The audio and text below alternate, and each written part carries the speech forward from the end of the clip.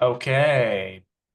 Perfecto, perfecto. I see us streaming. So we can finally get this thing started. Y'all, welcome to Pro Power Hour. My name's Chris Weldon. I'm one of the community managers here at House Call Pro. And this is something we do every Thursday at this time. This is a product training webinar. And I encourage you, if you're new to our community, you're new to House Call Pro, I encourage you to put this on your calendar. It's great to have in addition to your onboarding that you might have with a specialist. And I know it might look different for everybody on different plans, but we try to gear these sessions to hopefully speak to everybody universally. And we have a recording library, so you can go back if there's a specific product, feature, or section of the platform that you need a little bit of help with, maybe you're a little bit rusty on. We have all of our past recordings available. I'll drop the link to that in a moment. But we're grateful to have Phil with us here most weeks. Phil is one of our senior onboarding specialists. And last week, kind of the theme for November is doing a full sort of House Call Pro platform tour, crash course onboarding.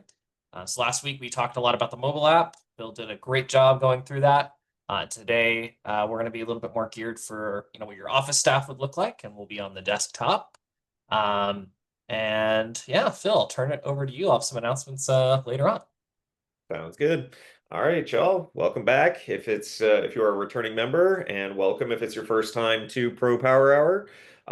As Chris said, I'm Phil, one of the onboarding specialists. Last week we did the mobile app. So today we are doing basically what is the second onboarding call with if you are Max or Max Plus Pro. You've probably talked to me or somebody on my team, and you've probably had one of these calls before.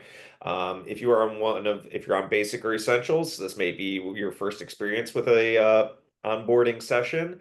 But yeah, today we are going to be going over the basics, the day-to-day stuff, the scheduling, dispatching, collecting payments. Now, I will preface that my account does have full capabilities, so I will do my best to kind of point out of what is available at certain levels when it comes to like add-ons and things like that, and what it's going to look like to even the most basic user.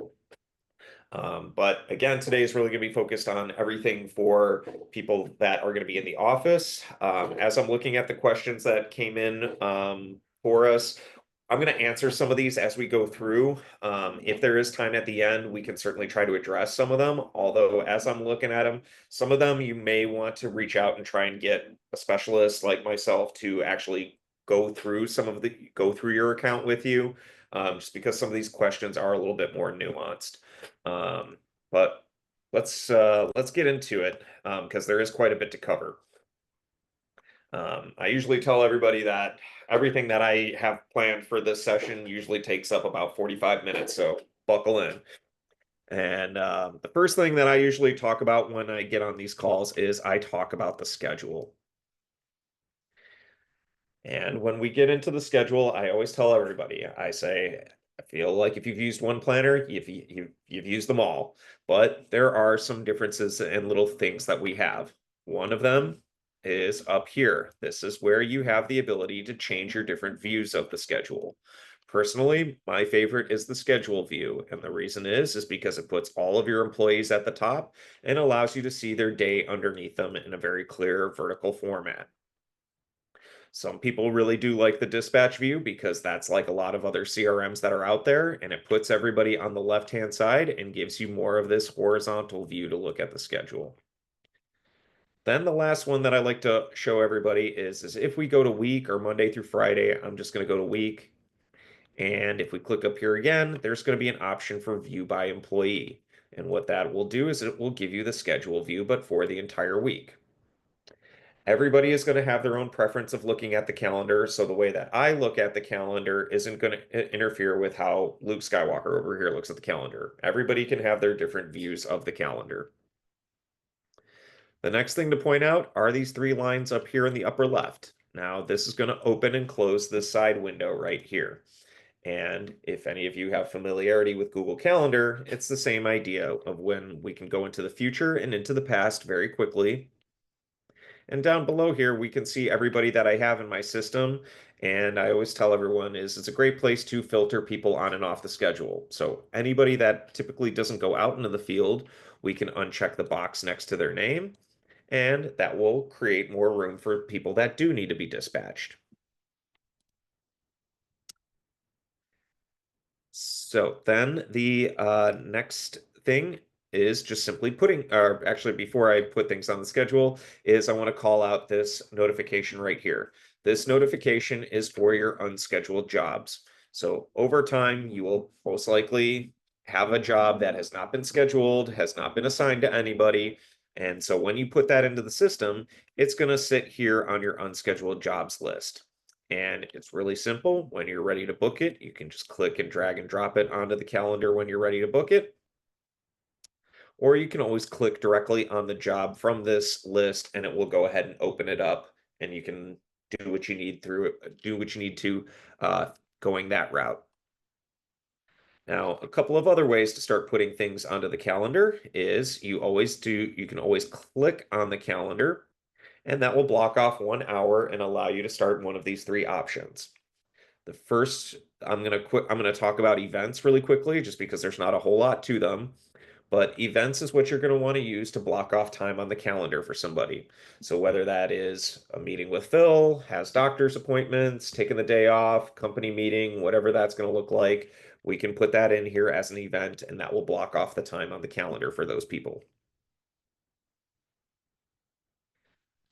Now, as I mentioned, when you click, it'll block off 1 hour, but if you actually click and hold your click, you can pull that item down or you can pull it up so that you can have it be longer or less than an hour.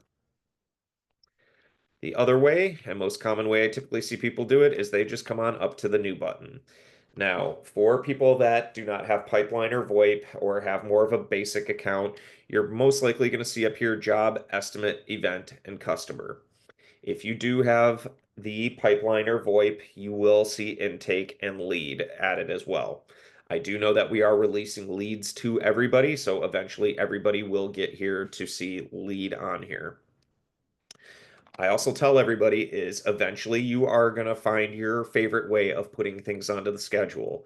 But the way that I always coach everybody is if you do have the intake form, I would prefer that you use the intake form. And the reason is because I'm a big believer in the intake form. I think it's one of the best features we have within our system. There's some people on my team that don't agree with me. You know, it's for not for everybody, but I'm a big believer in this product. And the reason is because it allows us to get as much information from our customer and be able to hand that off to the next person.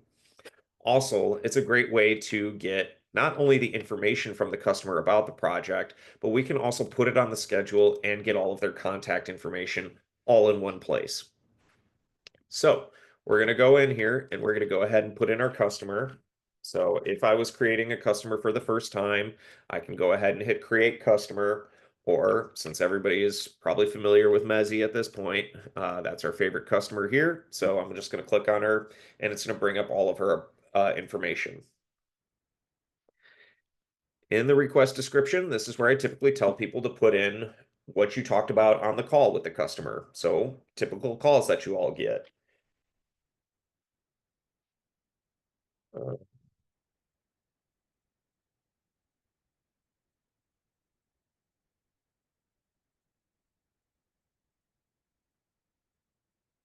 all right. In the request guide, this is where you can ask your customer a couple of questions. I always tell everybody is um, you can use as much or as little, or you don't have to use any of this at all. But it does allow you to ask a couple of questions to your customer while you're on the call with them and then get those answers. And again, all of this information will carry over to the next phase. So the next person handling this will have all of this information ready for them. I'll just select a couple of them. Also, at the end of today's session, I will show you where you can customize this. So you can put in your own questions, your own answers for the people that have the intake form. Now, underneath here, the next thing are these 4 boxes. And what this does is it really allows you to start setting up for your reporting. So Business unit, that is there. It was built with the idea of big general contracting companies that have multiple divisions within their company. So they'll have like an electrical team or an HVAC team or a plumbing team. So I always tell everybody is to think of that as your teams if you are a smaller company and you don't necessarily have all of that. So if you have like the same two people that go in the same truck every day, truck one, truck two, truck three, if you have different teams, team one, team two, team three, now you can put that information in here and that doesn't assign it to them, but it allows us to pull reports. So we can say, I want to look at a report of all the work of truck one here versus all the work of truck two. Next, we have is job types. I'm sure all of you have specific labels for the specific jobs and projects that you do. So I'm just going to kind of use some basic examples here. And if I'm going to say, well, all right, this is an install job. Again, this helps me pull reports so I can say, I want to see all my jobs that are install jobs. Now, job tags over here are basically key one. I always call it one word, keyword, filter words that help us to pull our reports. And also we will see these on our jobs and our estimates. So for example, if we're going to say that this is an install job, maybe I'll put residential. And so that way, when I go to try to pull my reports, I can say, I want to look at all my install jobs that are also residential jobs. If anybody was here for reporting, you're going to hear me. They keep one of the big words in there was some tags. And so we are going to see where we are going to put those tags to build that reporting. So if you didn't catch our reporting session, watch that after this because you're going to see how all of this stuff feeds into the reports that we have available. So we talked a little bit about tags. The next thing is going to be your lead source, which is where you can mark where the customer heard about you all or where they called in from. And then what that does is it helps us pull a report so that we can see where our marketing time and money is best spent. Then the last thing at the bottom here is a spot to start adding line items. Now, I typically see a lot of office staff that will just leave this blank, and then that way our estimator or our technician can fill it out when they get to the job site. Or I've sometimes seen some companies, they'll have them put in like the dispatching fee or the service fee, whatever you call that, so that again, our estimators and our technicians can really focus on what they need to do and then add those line items without having to worry about the outside fees. Also, I spoke with somebody today where they don't want their technicians doing anything besides the job in front of them, so they will fill this out for them. It's completely up to you and your business. So scrolling back up to the top, I usually coach this from the top to the bottom, just for some simple reasons. But I have seen people do like they like to get the contact information first, they like to get the request information second, and put it on the schedule third. That's the most common way I see people do this. But as I said, there is no correct order in doing it. So I'm just going to go from the top to the bottom. So we have all our request information. Next thing we'll do is we'll put it on the schedule. Now, just like the other schedule, we can click anywhere and it will move our item to where we clicked it. You're more than welcome to drag and drop it if you prefer. And you also have the ability to bring your mouse to the bottom of it to pull that out or pull it up if you need to adjust that time. There's also the ability to click directly on that object, and that will open this window, which will allow you to set up any further parameters, such as if it's going to take multiple days or if it's going to be a reoccurring job. Then when we're ready, we'll go to contact info. I usually say click on this so we can see everything that's here, at least for today's session. Um, all this part I usually say is very straightforward. It's really just putting in all the contact information for the customer. But the big things to address is really everything down here at the bottom. So these four boxes here, customer notes are not customer facing. So anything you want to keep internally about a customer, maybe they're your best customer, maybe they're your worst customer, you can put that information in here and they will never see it. Lead source, as we discussed, just another place to mark where a customer heard about you or where they called in from. Customer tags. Now, for those tags, I've really seen them be used in two different ways. One way is for your reporting purposes. So a common example I see is when people put in a new customer for the first time, they put a new customer tag onto them. So at the end of the month or at the end of the year, if I want to pull a report that says, I want to see all of my new customers, as long as that tag is on them, we can pull this report. The other use of the tag, customer tags, is that we're going to see them on every job and every estimate. So some other examples for this I've seen are like friends and family, first responders, veterans, teachers, anything like that. So if we are doing something for our friends and family, maybe we go ahead and give them a little bit of a discount. And then lastly is this customer bills too. And that's for scenarios like mine, where I rent my apartment here. So I have my property manager or landlord who handles all the maintenance around here. And so there's really two ways to set this up in House Call. One way is that you would create one whole profile for my landlord or property manager, and then you would create a whole customer for me. And under my customer profile, in this customer bills to section, you can go ahead and type out that landlord's name. And then when you click on them, that will link the two accounts so that way I'm the service location. I'm going to get all the notifications your team is on the way, but my landlord's going to get the bill. The other way I've seen people do this in house call is that they simply don't put me or the tenant into the system at all, and they just simply add my address to the list of addresses that my landlord and property manager has. And so that way he gets all the communications and he's going to get the bill. He's going to be the one that reaches out to me, letting me know you're on the way. So speaking of those notifications, if a customer ever wants to opt out of receiving the job has been scheduled, we're on our way, and the job's finished text messages, we can just uncheck the box right here and they will not receive any of those messages. All right. Couple of other things to just point out in here. Again, just kind of stressing the great things about the intake form if you don't have it yet, is there's also frequently asked questions. And what this is for, I tend to see it's best used for if you are training a new CSR or somebody in the office. It's a great way to put in questions that questions in case the customer asks you a question. So an example I always use is for like companies that do a lot of seasonal work. Like as we're approaching the holidays, I'm sure a lot of people have lighting companies that come out and, put up the lights in your trees or around your location. Um, you can have in here a question that's like, are you offering lighting services at this time?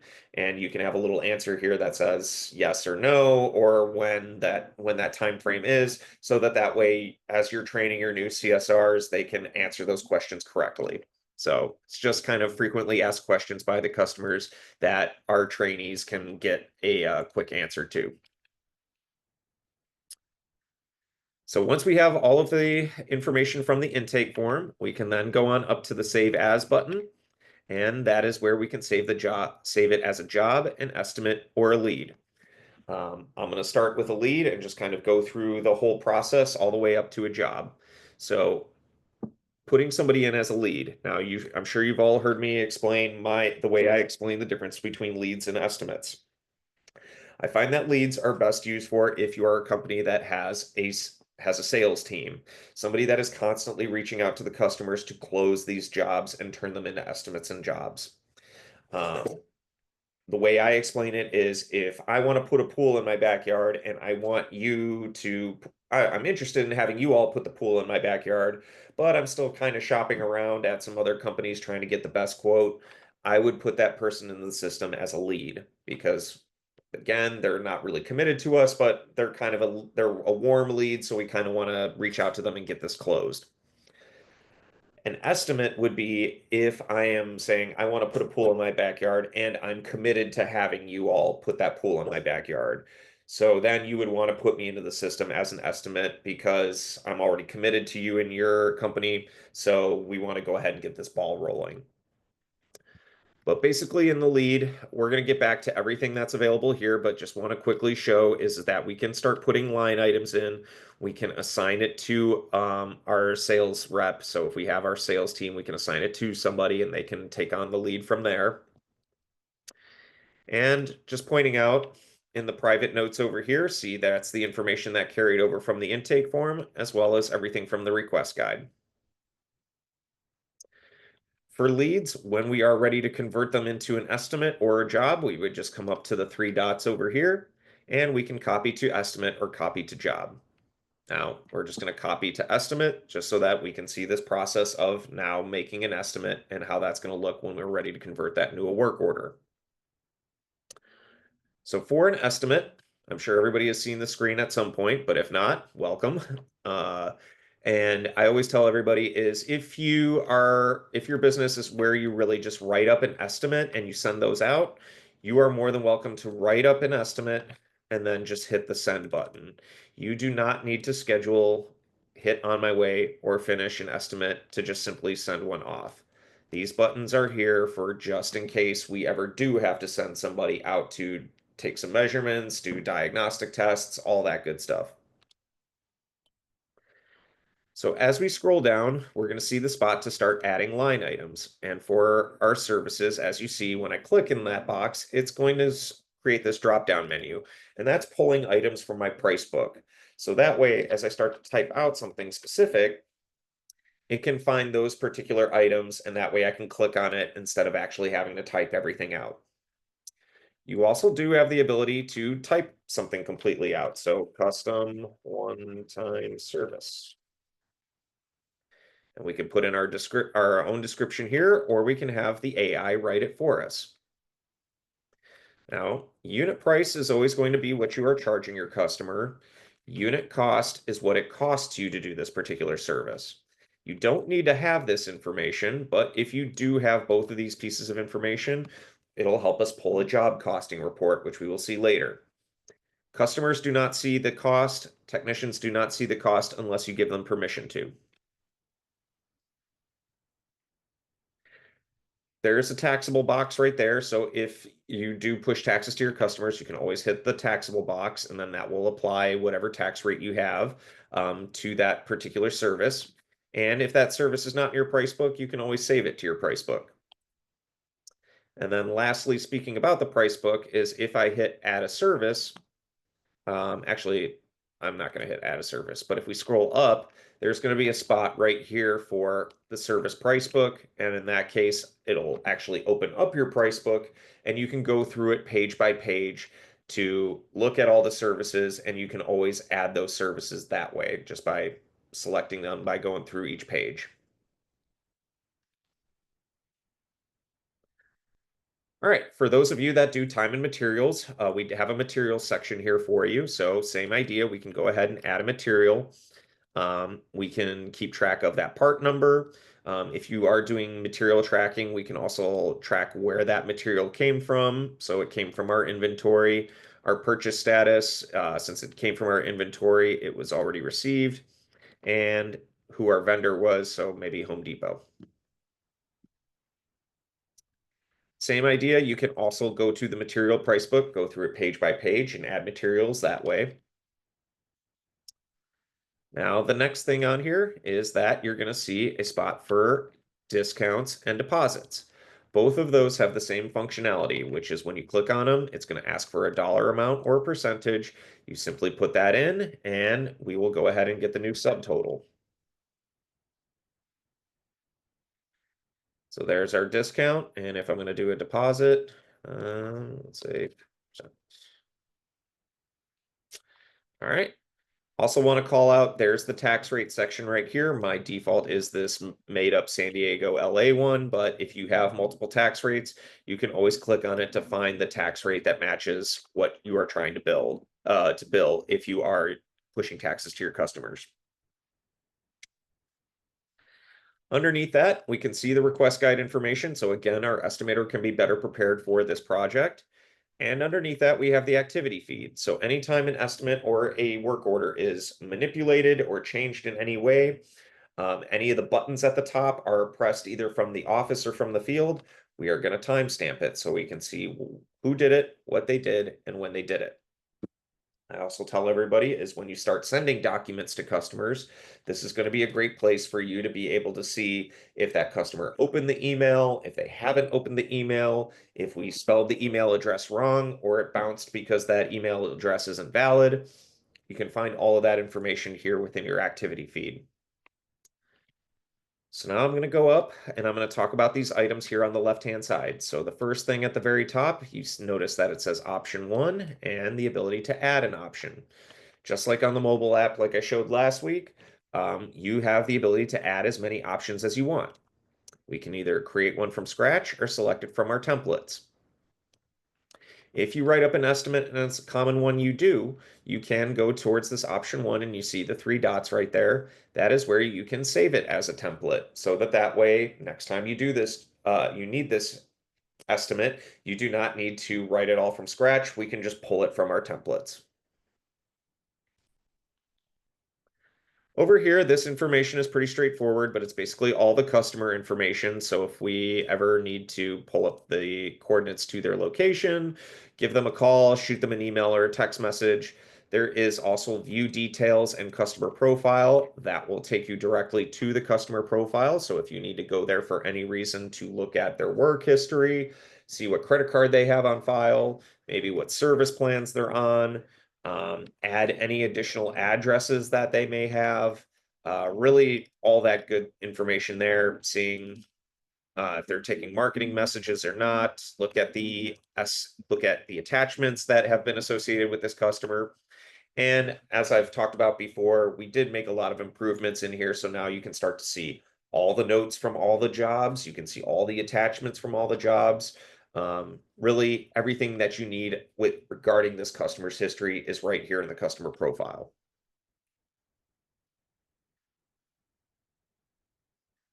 Scrolling on down, every account does come with the basic GPS tracking. And so what that does is as our technicians are out in the field and they start pressing the buttons at the top, we can see where they push that button from. So that way we have an idea of where they are. We do have advanced GPS tracking that I talked about in our apps and integrations session. So that is available if you want to actually get that Uber experience of seeing the cars moving around in real time.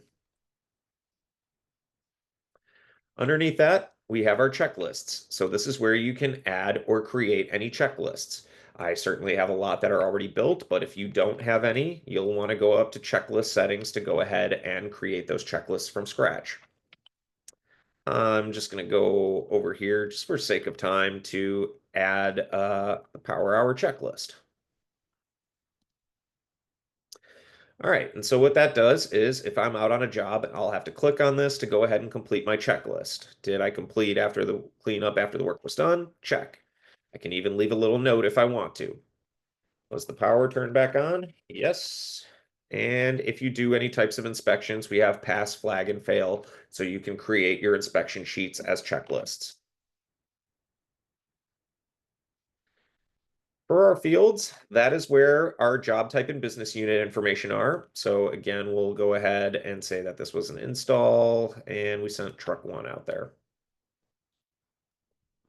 Estimate tags we already talked about, but that's where we can go ahead and add any new tags or remove any ones if we are in a different phase of this project or if we need to remove the tag for any reason.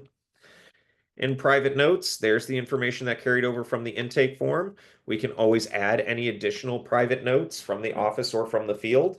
So I always tell everybody it's a great place for gate codes, keys under the mat, don't park in the driveway, things like that.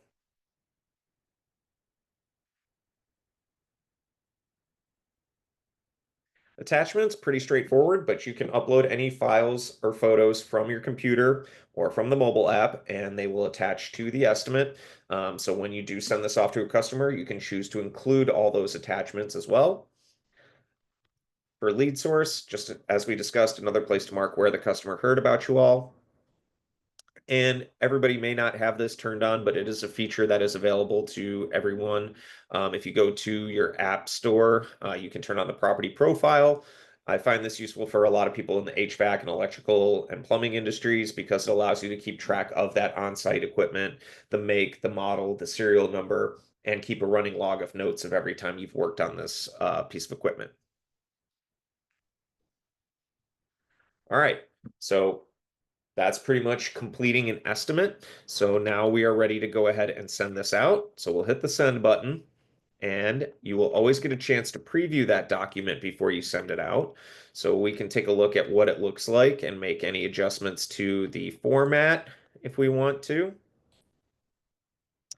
I like the list one, so I'm going to keep it like this. And over here, you do have the ability to make any adjustments. So if you are somebody that doesn't like to share, um, what's a good example? Like if you want to have the line item name and the description, you can go ahead and add that. Some people like to hide the description. Some people like to include the image if there is an image or not. So really to customize this document before you send it out. And once you're ready to send it out, we'll hit the send button. And that's where we can send this out via email or via text. You can do it both ways. You just have to do it one at a time.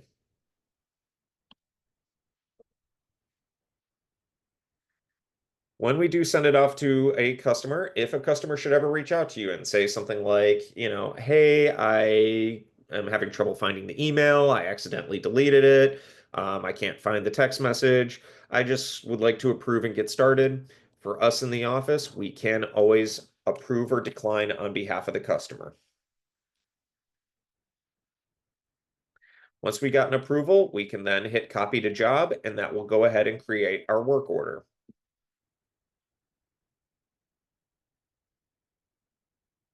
All right, so now we have our work order, and as you can see, basically everything looks exactly the same as it does on an estimate.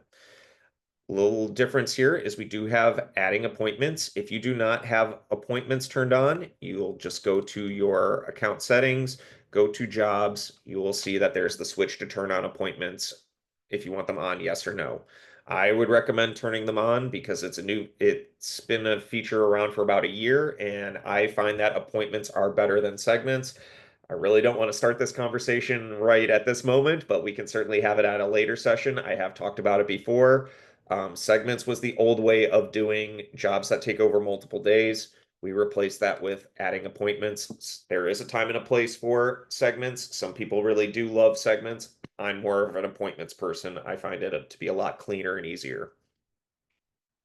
So for appointments, we can go ahead and add an appointment, just like we did on the other schedule. Now, this is fairly new over here on the left-hand side, so if you don't want to put anything on the schedule in this little area over here, you are more than welcome to do all of your scheduling on this side.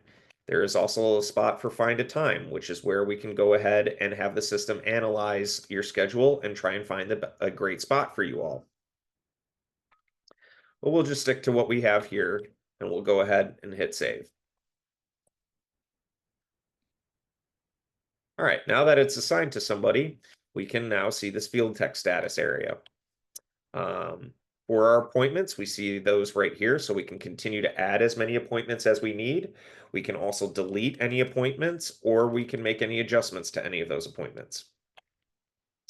For the field tech status, when our field technician hits on my way, that's going to start the metaphorical timer right here, and that timer is going to keep ticking until they hit the start button.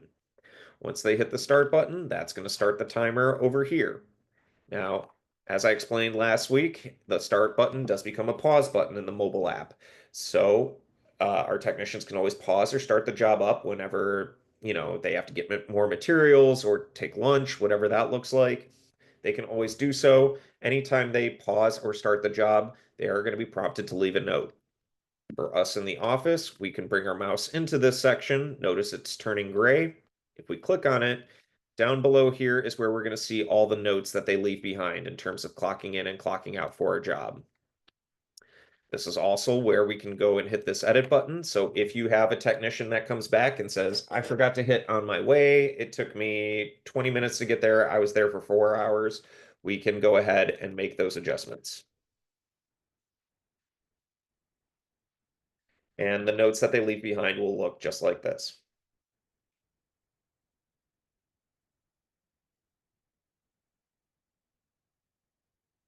Um, so then we're going to come back to invoicing, but want to call out is that we have estimates, so we can always call back on the estimate that was approved.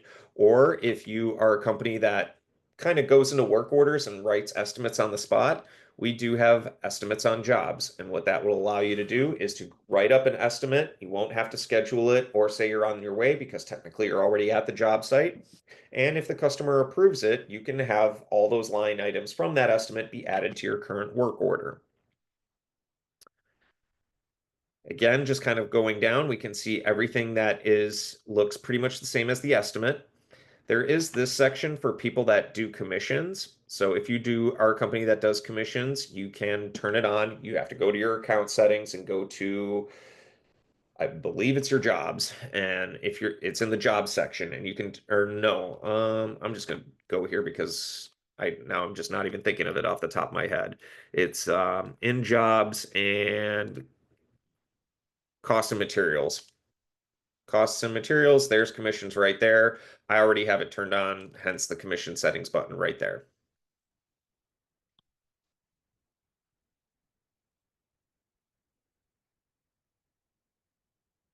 So with those commissions on, that's where we can mark if somebody sold a particular service or material. So we can pull reports for that, and also a spot for our commissions. Who is going to actually get paid out on this job? So as we continue scrolling down, we still see everything looks the same as it does on the estimate. There is a spot to add a service plan. So for us in the office, if you want to add a service plan on a work order, you can always add it here. Otherwise, you can always do it from the customer profile. Feel free to check out our session on service plans where I show you how to create a service plan in the system and then be able to attach that to a customer. Down here, some of you may see these options, some of you may not.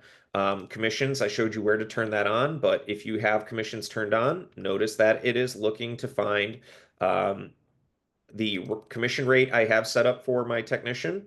I know we've been making improvements to our commissions. I know the commissions aren't universal yet, but we are making improvements. One of them is that if this customer or I'm sorry, if this employee is only getting 10% of the commissions, we can also make any adjustments if for any reason we want to give them a little more, or if we need to, for some reason, take off a little bit and give them a little less.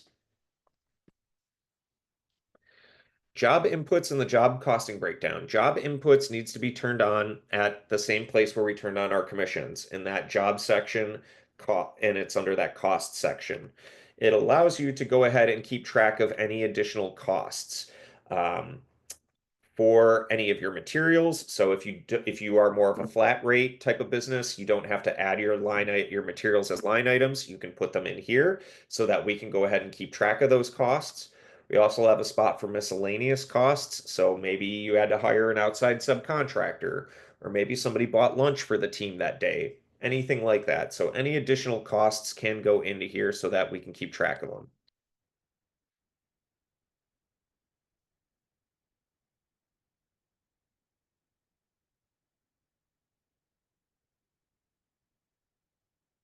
All right, so once we have all of our costs put in, either from here or back up here where we are putting in our unit costs, that allows us to look at a job costing report. Okay, yeah, definitely not looking too good on this one. But notice that it does break down all of my costs. It has my labor, it has my miscellaneous costs, my services, my materials, and my commissions. And I can see my profit margin, my revenue, my costs, and my profit. Customers are not able to see this. Technicians are not able to see it unless you give them permission to. It's really for the office staff and the admins. If you don't want your office staff seeing it, you can also turn that off in the permission section. So then really the last thing here is to just simply finish the job and send off an invoice. So we can go ahead and we'll add an invoice. We did have a deposit, so notice it is asking for the deposit first, and we'll still show a job total. There is also the pay button. So if we are taking payment in the field or over the phone, we can go ahead and hit the pay button right there. This will be applied. Yep. So we're going to pay off the full amount. So we'll hit next. We can mark how we collected it. So I don't have a credit card machine over here, but credit card, cash, check, or any other form of payment. So if you do take Venmo or PayPal or Zelle, it's a way you can do it. I'm just going to mark it as a check today. All right, so once an invoice is marked as paid, that's going to trigger an email to be sent directly to the customer with a copy of a receipt. If a paid invoice is requested, excuse me, you can always hit the invoice button again and send off a invoice with a $0 balance. If we scroll down to the bottom, you can see here that the customer is able to see their payment history. Now for us in the office, if we scroll down a little bit, we will be able to see our own payment history area so that way we can see when we collected payment, how we collected payment, the amount, issue a refund, or cancel the payment altogether. So with that, that is the day-to-day process of looking at the schedule, putting in a customer for the first time, turning that customer into a lead, converting that lead into an estimate, walking through completing and getting approval on an estimate, converting that into a work order, walking through completing a work order, sending out an invoice, collecting payment, and seeing how that looks once we receive our payment. That's typically what I go over with everybody on this call. So a couple of other things I'm just going to kind of call out and just little points that I kind of missed on because that's typically the workflow. So one thing is I'm going to go ahead and take this off of my books. So I'm going to delete that payment. And also for anyone that was following along doing their own little test job, you can come up to the little gear and wrench icon. This is where you can always delete your jobs. Also with this gear and wrench icon, you can create a job template. So similar to your estimate templates, if you are a company that really just does work orders, you can go ahead and create your work orders as templates so you don't have to build them from scratch every time. Again, I don't really want to get into segments, but they are still here for people that like to use segments. And there's a spot to copy to new job, which is, if you have a customer that you do the same thing for them every once in a while, you don't have to build it from scratch. You can just pull up an old job and copy it to a new job. You can also edit a job number. So for a lot of people that are new to house call and you don't want your first invoice to say invoice number 1, you can always click on editing the job number. So you can put in, 2,500. And then that way when you create your next job, it's going to be 2,501. That way it looks like you've got more business instead of it being just your first work order. Couple of other things to call out is there is up here in the account settings is under communication, or I'm sorry, under customer intake. That is where you'll be able to find those questions that were on the request guide. You are more than welcome to remove any of them. You can change the order of them. You can make any changes to them, or at the very bottom is where you can start to add those questions. Also in this section is where you can set up the frequently asked questions that I showed you on the intake form.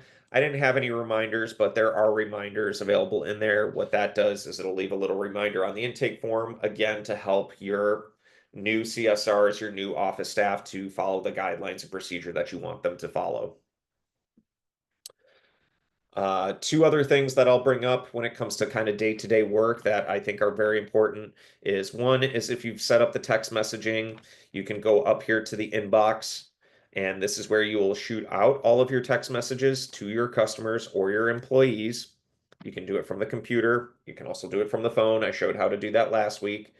This is also where you can access your job inbox. We did a whole session on the job inbox. So if you want more information regarding that, I recommend checking out the library and finding our session on job inbox. And one other thing that I think is pretty important to bring up is if we are looking at a customer profile, I mentioned that this is where you can get really essentially all the information regarding the customer's work history. But if we scroll to the bottom, there is a spot for auto invoicing. And that I have found is best used for commercial accounts because you may only, instead of billing them after every job, maybe you only bill them once a month or you bill them twice a month. This is where you can go ahead and set up that frequency of when you want their billing to happen. I generally see most people do like a monthly, repeats every month, and repeat on the first day of every month. And so what that will do is at the first day of every month, it will send an email to that customer with a summary of all of their outstanding invoices. And so then that way they can go ahead and make a payment across all of those. Speaking of, if a customer ever wants to pay off multiple invoices at once, we would go to a customer profile, and if we go over to their job section, we can mark which ones that they want to pay off or whichever ones are included with the check that they sent us. And right here, there is the payment button, so we can make that payment across multiple invoices. Or if a customer wants to do that online, we can always send multiple invoices in one batch to them and they can make those themselves. So I think that's a great place to kind of mention everything that is within kind of that day-to-day stuff. I see that ate up most of our time, but let me take a look and see what questions have come in. Um, so let's see here. Got a couple in the Q&A section here from Solomon. Um, Um, it's got a question here about a client that the property manager we need to bill. We need to bill her client and not them, but they need to know when we show and finish. They have about 50 different clients for 50 different properties. Can that be merged? I mean, technically, yes. Like you could technically have you could have one person or that company be the parent. So if we're going back to like setting up a customer, as I mentioned earlier, customer bills too, you can put them in as the person that receives all the billing for all of those locations, or you can just add all of those locations to that one profile and it will just bill to them. If you are trying to bill to those individual tenants or those individual locations, you're going to want to create that separate profile for those tenants or those locations and have the bill to go to the main property owner. And if you do want to include the tenants on those or bill the tenants and just include the property owner, you can always do that when you send off an estimate or an invoice via email or via text. You can always add any additional emails or phone numbers. And then get a second question as well. How did you get your schedule to show individual texts? Okay, yeah, good question. So that is available to everybody. That is, you would just go to, personally, my favorite is the schedule view, but that only does one day. Some people like the dispatch view, and that puts everybody on the left-hand side and gives you the week in a horizontal format. Or if you like the schedule view but want to see a whole week, we can go to week, and then it's view by employee.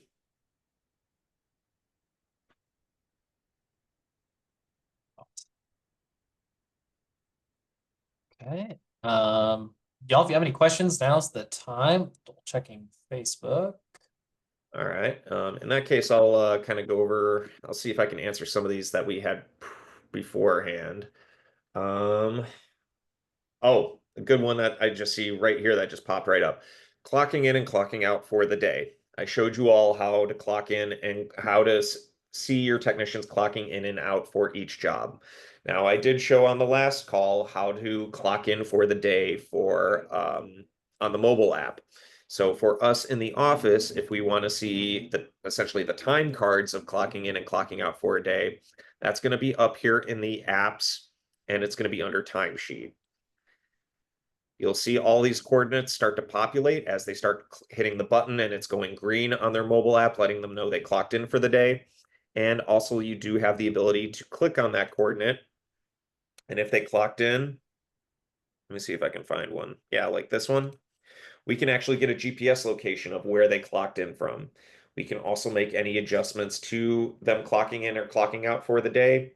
And if someone forgot, we can always manually add that. That was one of the questions. Let's see here. It's issues that may have some cool features. So this one from Tony. Says here in your question, you say you have onboarding on the 23rd. So since you have found us, at least the Power Hour, I would recommend checking out the Help Center and going to the Pro Power Hour page on there because you can find all the recordings of the stuff that we've done in the past.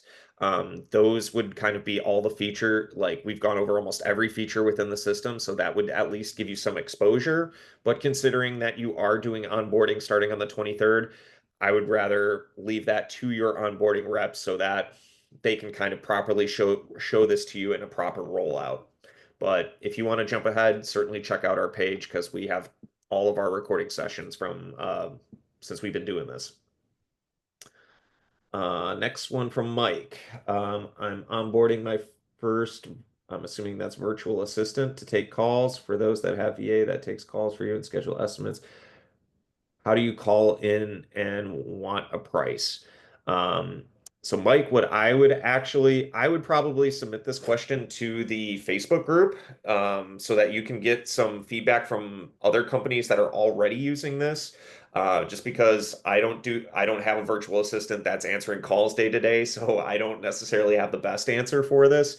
But if you do go to our Facebook community and ask, just kind of out in the open, I know a lot of pros in there are very helpful about reaching out and giving you their perspective and what they see. So, Mike, certainly check out the Facebook community group. Jonathan, I have not completed onboarding and setup. We run techs as a crew and individually meet. Our previous software allows us to do a visit. So you can schedule however many technicians you want for each individual day. From what I can see as segments, I would have to create a segment for each time. I wanted to change who and what days. Okay, I I think I understand the crux of your question here, Jonathan.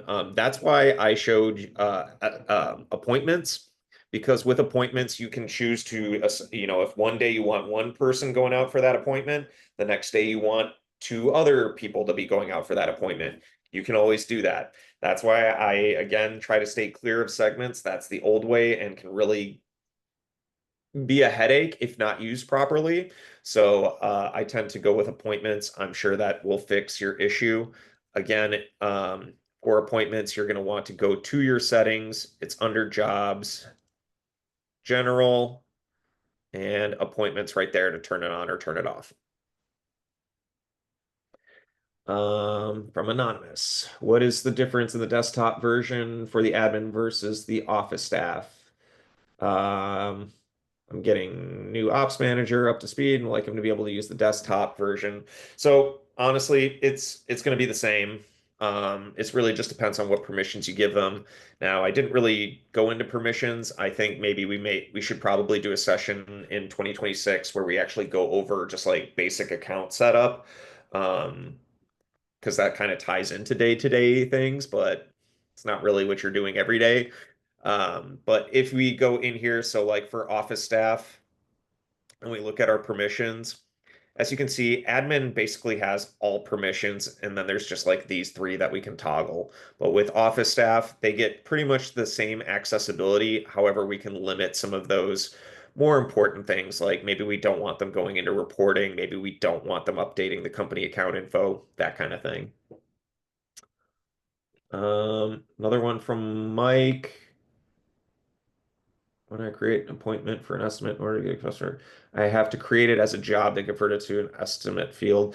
So Mike, hopefully you saw today that is not necessarily the issue. You can just create an estimate as a starting point, but if you did want to do an estimate on a job, you can always do that way. I always tell people is it's what works best for you. Um, I'm going to have my CSR schedule estimates as jobs. How can they do this if they don't have permissions under office staff? They would be able to create an estimate as an office staff member. Yeah, yeah. It looks like you. if you were paying attention today, you saw that as an office staff or an admin, you can create an estimate without having to be a field tech. Tony, he's got a question about the messaging, the point of contact, this one right here. So I always tell everybody is that is really just a title within the system. That's not 100% true, but just kind of my experience with it. It's more of a title. Really, the only thing it gets that nobody else gets is it's able to see all of the text messaging that comes through, but also admins have access to that. The other thing it does is if you are doing online booking, if you are set up for manual online booking, the point of contact is the person that's going to get all of the information regarding the person that is reaching out to get booked so that they can be the person to contact the customer.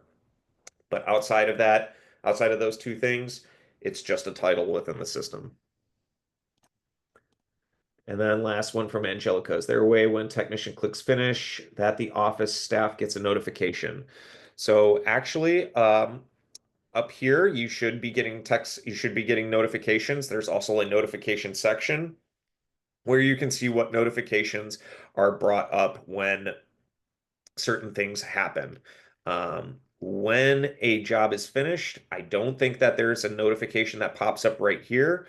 So what you also can check is if you go to your little, for me, it's my picture. Some people may have their initials, but you can go to the global activity feed, and that's where you can keep track of everything that is happening across the system.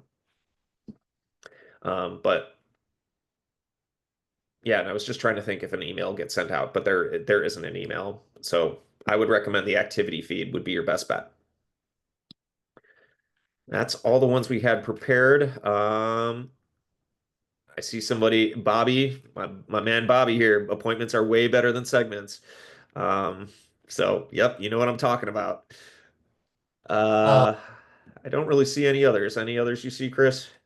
yeah, we had a couple follow-ups here from Solomon. Back to the schedule tab again. He was asking, right now he sees his office staff who's wondering, can I remove employees from the schedule so he can only see his texts and not see his office staff on there?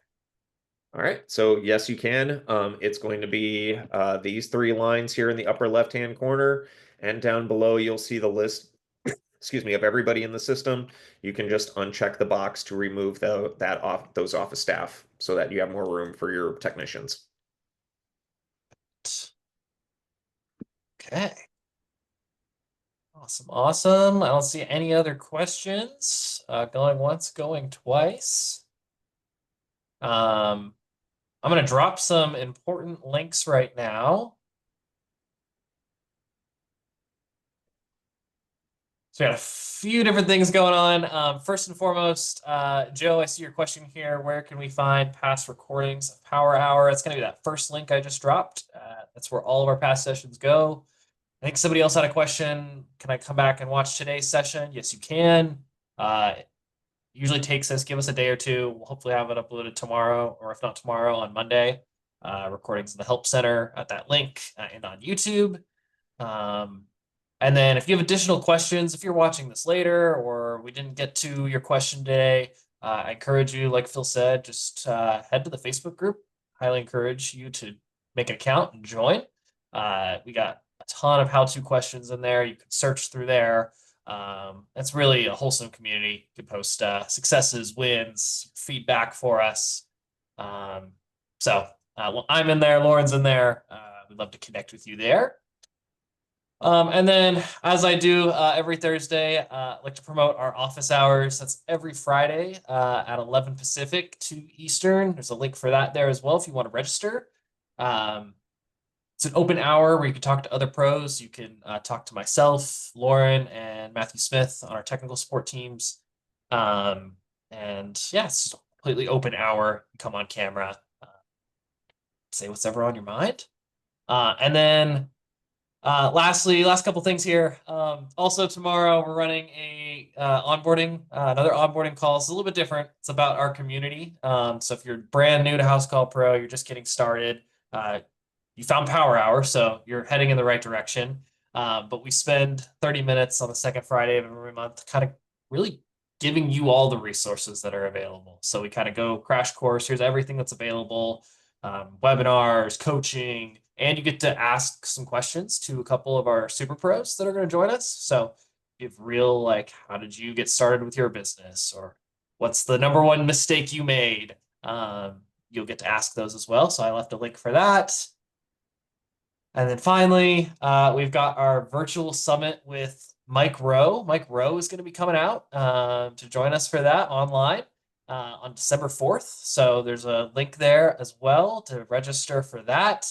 Let me know if that link doesn't work. I see it looks a little funky. We're also doing a Dirtiest Jobs challenge. So if you've got a dirty job, post it online with the hashtag. The info is on the landing page. And tag House Call Pro. You could win a vacation. You could win money. You could win swag. So lots to look forward to as we head towards the end of the year. Other than that, hope to catch y'all tomorrow. And yeah, let me know if you have any questions. Awesome. Glad the link works. Perfect. We'll catch you guys next week as well. We'll wrap up kind of this onboarding theme that we're in for this month. We're going to talk about some common workarounds, some advanced workflows that some of our pros adopt just due to maybe some limitations or some specific needs you might have that aren't directly available. So we'll talk through a few of those. And yeah, hopefully we'll catch everybody again tomorrow. Phil, thank you so much. Really appreciate it. Yeah, Yeah, absolutely. some kudos in the comments. So we'll catch everyone later. Take care. All right, see ya. All right, bye.